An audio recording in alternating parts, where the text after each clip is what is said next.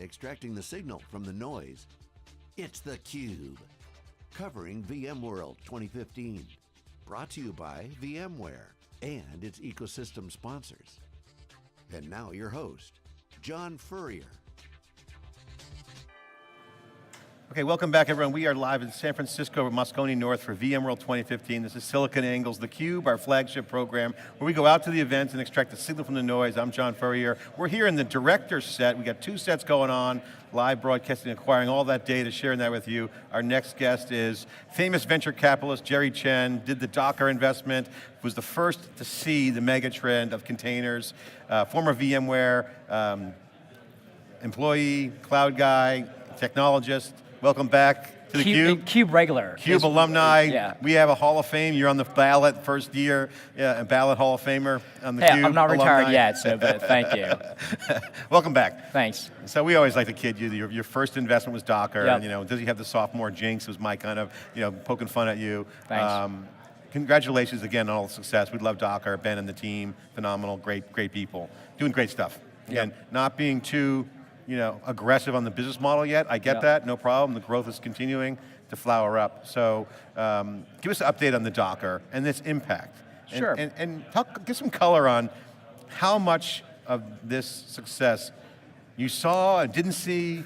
What's the outcome now in your mind of how looking back and where you are now? Well, let's separate. There's the company, there's the technology, and we'll talk a little bit of both. And I think like all technology trends, it takes a while to create an impact, but when it tips, it changes the industry. And like you said, I was at VMware for almost a decade and saw how that was growing, and then became this huge standard that kind of shifted the entire industry. And I think we're seeing now at Docker is the same kind of trend and influence on technology, but 5 times faster than the ramp up that VMware had. So the exciting thing is Docker's really pioneering a new way to think about applications and application deployment. So just like VMware rethought about infrastructure, storage, networking, Docker is now saying, okay, what's the right unit for the cloud? What's the right kind of atomic unit? And it's really changed how you think about building applications.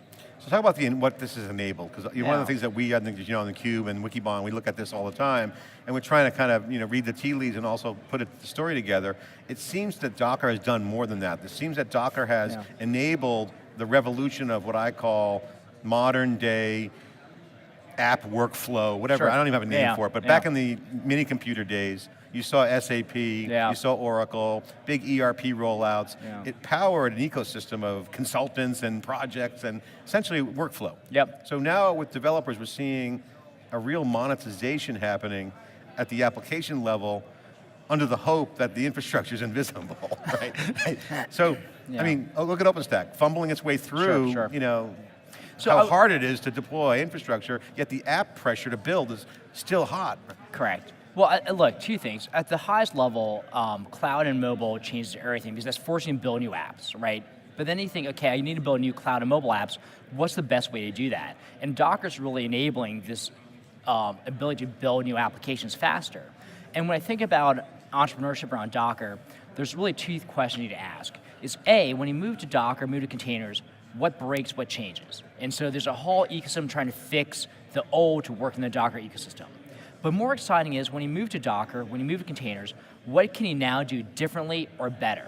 So how does security work better in Docker? How does networking work better in Docker? How does app deployment work better in Docker?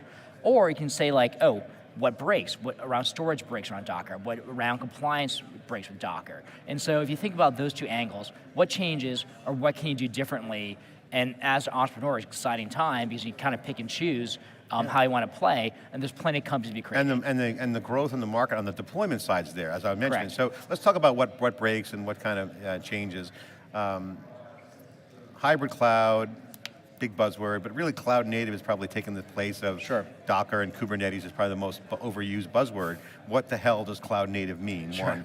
And then, but let's talk about that. If you're born in Canada, are you cloud native? Cloud native is a great term, but let's talk about cloud native. So you have the web scale guys. Yeah. Yahoo, Google, Facebook. These guys have been living DevOps from day one. Yeah. And then you have the emerging startups, Box, Dropbox, you name those companies, Netflix. They're cloud native because they're born in the cloud. Yeah. Then you got everybody else. Yeah. The legacy. How do you guys see that evolving? When you guys have the board meeting in Docker, because you have people who want to go faster, but have that legacy, they don't have that clean sheet of paper. Yeah, I mean, it's such an interesting thing to say cloud native, because we're dealing with a generation of college grads and engineers and developers and companies that, like you said, were born in the cloud. They've never been inside a data center. They've never racked a server or set up a SAN. And when you think about what changes, if they don't even know what a physical switch is, that's cloud native. And when you kind of put yourself in those shoes, that's a huge paradigm shift. So now you're looking at your I don't know, what's right now is an immigrant to the cloud, right? You're looking for the passport to the cloud and your ticket. But you probably don't want to be unless you want to move to the cloud, that's one option, and you want to go from on-premise completely cloud, or this concept of like this hybrid cloud, and I think a lot of noise is lost in that word hybrid, because it implies that you want to move apps back and forth, or some workload spread, and I think what we're seeing with most enterprise is there's a category of applications that'll probably never go to the cloud, that's fine, but there's a category of applications they're building that are cloud native. They're built first for the cloud, on the cloud. And mistake one was trying to build new apps with old tools, right? That was a fail. And what happened, Docker, these new technologies came around, like MongoDB, new storage, new databases, like Redis, for cloud native apps. Second paradigm is, okay, I built new stuff in the cloud with new technologies. That's the right answer, right? The fail was old technologies. Yeah. Number two, it's got an existing app. I want to move to cloud. What do? Do I rebuild it, right, from scratch? And there's advantages to doing that. And sometimes some apps you should rebuild. Do you wrap it up in a VM or a container, kind of just lift and shift it to the cloud, be it public cloud or private cloud? And then the third is, what category applications probably don't go in the cloud right now or shouldn't in the near future, and how do I leave it on-premise, secure it, give me some of the agility and some of the goodness I get around the cloud, but with my legacy technology? What do you think about hybrid cloud? What's your take on that? I mean, I asked every guest this past week, since OpenStack and LinuxCon last week or 2 weeks ago, does hybrid cloud exist? Is it an outcome? Is it a product? I mean, you can't really buy hybrid cloud. I mean, what does it look like? Is it the tooling? What is... you don't get the right answer, you don't ask the right question. And I think the right question is, what is the right definition of hybrid cloud? And if you ask any of your guests or any 10 folks attending here, you'll probably get 12 different answers of what hybrid cloud is. And I think hybrid cloud is kind of what you want the cloud to be. And that's not a wrong answer, right? Because in many ways it's like,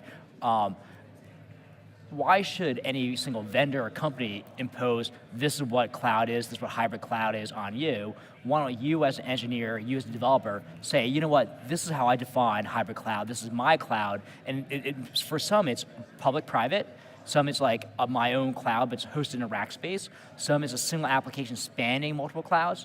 Maybe my hybrid cloud is Azure and Google and Amazon. That's 3 public clouds, but it's my hybrid.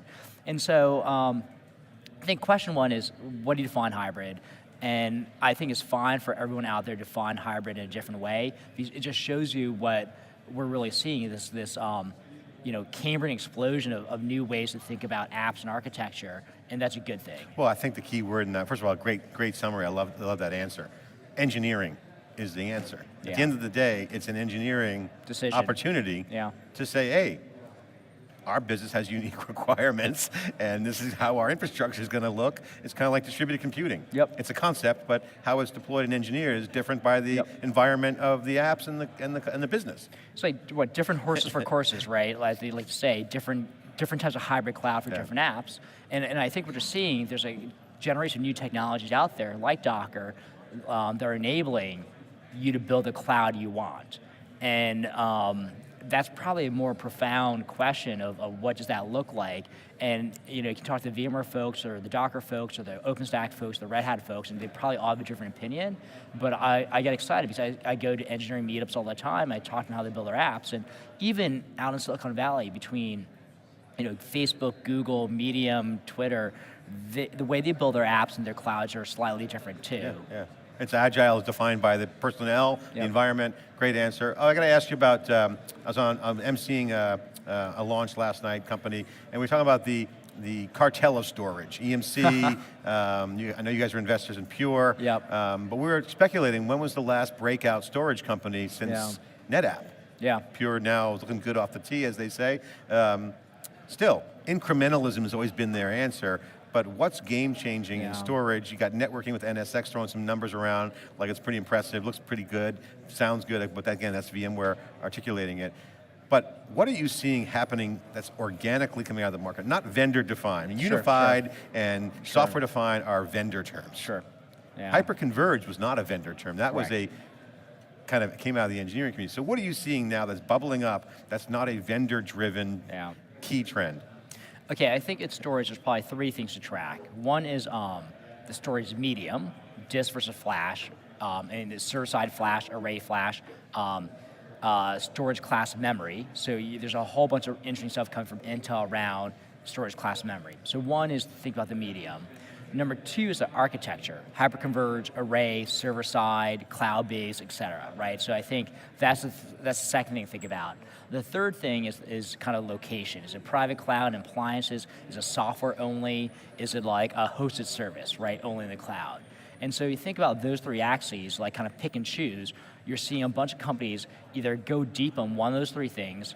We're going to be pure, the flash storage company. Doesn't matter where the flash is, we're making a bet on that wave is going to swamp EMC and the rest. You have folks that kind of make a bet around, okay, next gen server side or next gen array base. And you have a whole generation of companies saying, we're going to be the storage service in the cloud, or storage service on premise, or storage for solid fire. So I would say, if you look at those three trends, you're going to find some good innovation in each of those. Some incremental stuff, but also some good innovation. Yeah, and the way you just laid it out was awesome because it's complicated. It's not. You can't just say I'm betting on that horse. There's a lot of courses and different horses. So right. Yeah. we don't know what the weather's going to be like depending upon the course. Storage is a $40 billion industry, and it looks waiting to very be different. disrupted. It is what I would argue is always disrupted, right? Because you got Pure Storage and kind of Nutanix disrupting this generation. Before that, you had NetApp, you had Isilon, you had Data Domain, another Greylock investment. So we've been lucky to be involved with a couple of these generations, from Data Domain to Pure and hopefully beyond. But we continually see storage going through these generational cycles. Yeah, man, but to me, that when the names changed on the leaderboard, I mean, Data Domain, I know, is a great exit. Still was an R&D project for EMC, ultimately a $2 billion plus R&D project, but great product. But there's a lot of efficiency still available as you lay out the different cloud opportunities per company. There's a ton of opportunities. So, with that, I want to ask you the sophomore jinx question. So, what else have you invested in? Yeah. What are you working on? What do you got your eye on? Tease out. I don't want you to give away your trade secrets to the other VCs, but what are you looking at right now? What have you just recently invested post Docker? Docker was your first investment. I don't know if there's any trade secrets to give. I think there's. They got you on surveillance. Where's Sherry Chen going? It's really there's really not much to follow or surveil. So I'm lucky to be involved with four other companies right now. A security company that we incubated. Michael Callahan, who you know really well. Mm-hmm. So that, as you heard today in the keynote, security is kind of this evergreen market, so we're excited. Enterprise app company that my partner Joseph and I incubated, so it's still early, but it's attacking kind of enterprise applications. An observer on Cloudera, so I spent a lot of time in the big data space. When did that happen? Recently? So I've been kind of involved loosely for the past year, 2 years almost, because I spent a lot of time. And Neil's been pretty busy. And Neil's a full-time board member. He's a great board member. But I've been looking at a bunch of these next-gen data companies, and I've been helping the Cloudera folks out think through different things I'm seeing as an investor. And so me and Pete Sonsini, we just announced a small seed investment we did yesterday in a company called Instabase. So the V-Mafia working together. Wow. Yeah. How come we didn't get that on theCUBE? What's happening? Well, you had Pete earlier, right? I know, I would have had that on. We had a special segment. Come on. All right, Pete, you're watching. We're going to come back and follow up on that. So to explain that, how big was the deal? Small C? Was it a seed deal? It's less than $4 million, so, right, like large seed, small A. And so Pete and I have been looking for a project to work on together. It's a great entrepreneur, Anant Bhardwaj. He's a Stanford grad, CS Masters, PhD student at MIT in their C-Cell lab, and he created a project called Data Hub when he was at MIT, and now he's taking some of the learnings around his project and his PhD thesis and creating a company around it. So, all right. A lot of energy. You're on it. So you got 4 other projects besides Docker, and I've been looking lately around vertical SaaS applications. So looking at, if you saw the keynote today, from construction to healthcare to finance to government, each of these verticals are going to be rethinking applications for those industries. So I've been spending a lot of time looking at different workflows and different these verticals, and you'll see some projects coming out of that space for me too. What's the biggest surprise you've had at a board meeting with Docker, Ben and the team? Obviously, great team over there. Just feedback from the market, some anecdotal comments, besides just the massive traction that they've had. What specific new learning? Board meetings are confidential.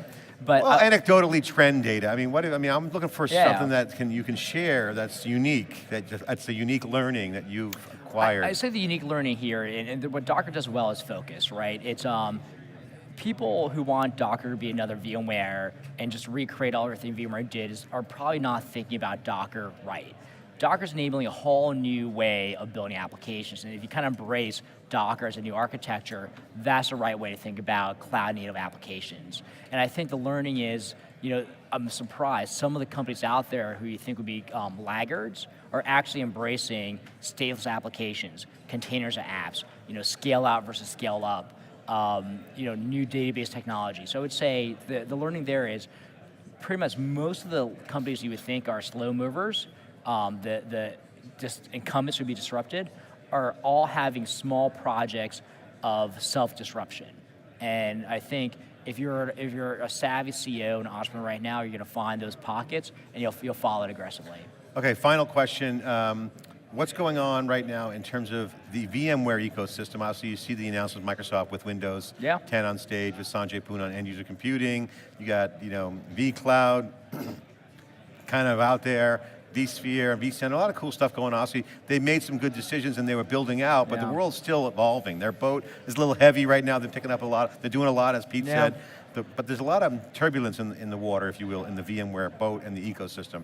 What are the investment opportunities that you see and opportunities for entrepreneur within the VMware ecosystem? And are they doing it right? Is VMware making the right moves? What would you recommend that they look at or change, all that above? I think, so VMware's a company I know well and have a lot of affection for it in my heart, and I think they do some things well and some things not so great.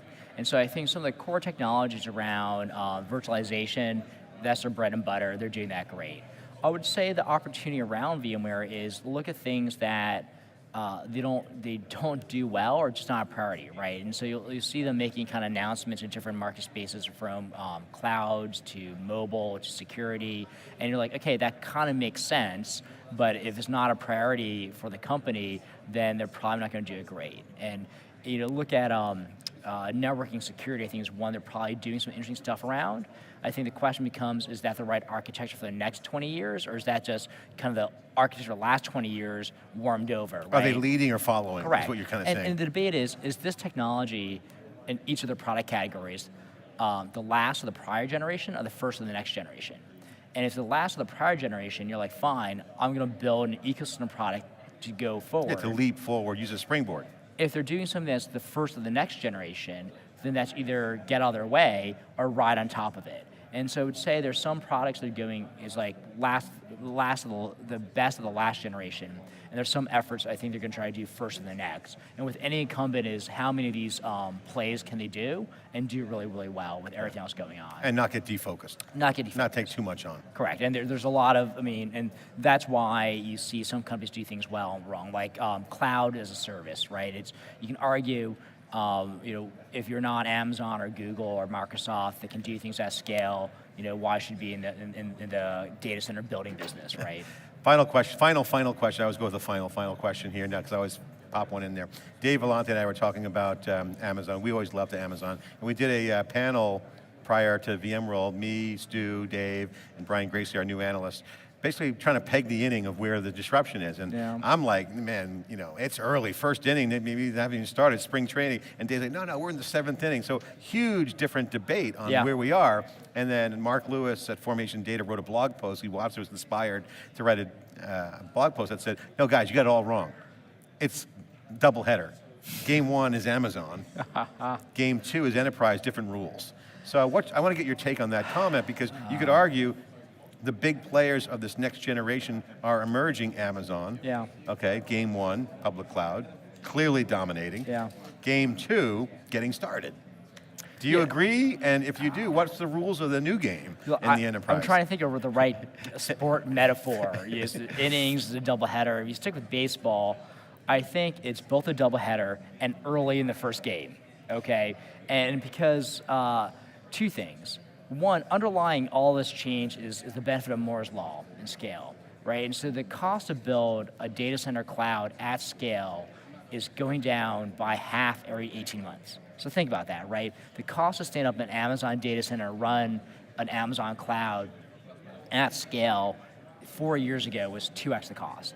And they did the DoD deal for, I know, was $500 million plus or minus. In 3 or 4 years, they could probably do that at $250 million, right? If the government or some other governments or some other industry said, hey, we'll pay you $300 million, build us our own Amazon. So the cost for them to do that goes down as a unit of cloud. It's an Amazon instance, if you can imagine, like a $500 billion instance. But it also lets new people come in and get to scale faster because all of a sudden the barriers to entry become half and half and half. And so it's still early because I think there's most of the enterprise apps and even consumer apps aren't on the cloud. God bless Amazon and Google and all those companies, but they're not on Amazon, so it's early. But this is the game where the rules in the later inning change because the underlying benefits of Moore's law and the technology around us, bandwidth, mobile, enables the later innings to play by almost a different rule book. Different rule. Jerry Chen here, sharing his insights, his observations, his learnings, and also what he's working on as a general partner at Greylock. Partners, great to see you. Thanks, on John. theCUBE. Great to have you back. Congratulations on the sets. My favorite set still, I think, is VMworld Vegas when you were in the big hang space with huge screens. Yeah, that was a good one. That was fantastic. That was the first time we had Frank Slootman on, former Data Domain, friend of Greylock's as well. One of our favorite CEOs out there. Great to see you. Thanks. Jerry Chen, investor perspective, former VMware technologist, here inside theCUBE on the director's set, the 2-set production in Moscone North, VMworld 2015. We'll be right back after this short break.